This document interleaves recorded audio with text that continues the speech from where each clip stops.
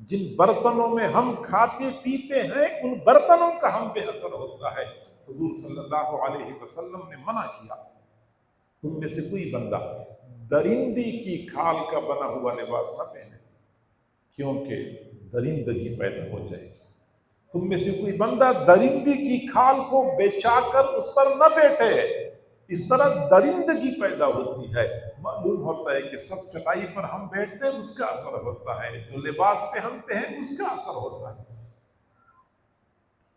کسی بندے نے اچھا تجزیہ کیا کہ ایک اچھا وقت تھا کہ ہم مٹی کے برتنوں میں کھاتے پیتے تھے، طبیعت میں عاجزی ہوتی تھی، کیونکہ مٹی میں عاجزی ہے۔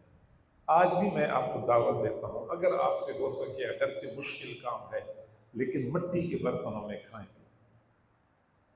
پینے کے لیے مٹی کا برتن، کھانے کے لیے مٹی کا برتن۔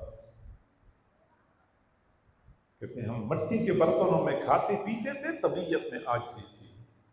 پھر ہم نے سٹینلیس اسٹیل کے برتنوں میں کھانا پینا شروع کر دیا، مزاج میں درستی پیدا ہو گئی۔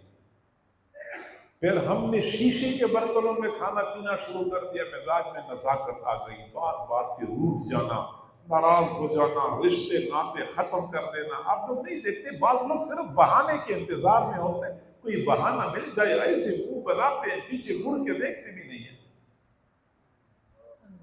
اور پھر کہا کہ پھر ڈسپوزیبل برتن آ گئے، اور ڈسپوزیبل برتنوں کا اصول یہ ہوتا ہے کہ استعمال کرو اور پھینک دو، استعمال کرو اور پھینک دو۔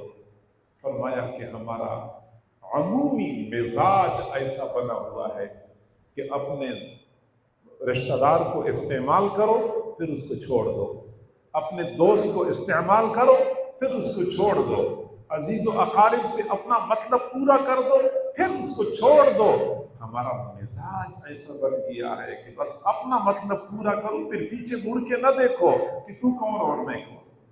ڈسپوزیبل برتنوں کا یہی اصول ہوتا ہے۔ ایک وقت تھا گھر میں ایک تولیہ لٹکا ہوتا تھا، گھر کے سارے لوگ اسی ایک تولیے کے ساتھ منہ بھی صاف کرتے تھے، ہاتھ بھی صاف کرتے تھے۔ پھر ٹیشو پیپر کا دور آ گیا اور اس کا اصول یہی ہوتا ہے کہ استعمال کرو اور پھینک دو۔ ہمارا مزاج ایسا بن گیا کہ استعمال کرو اور پھینک دو۔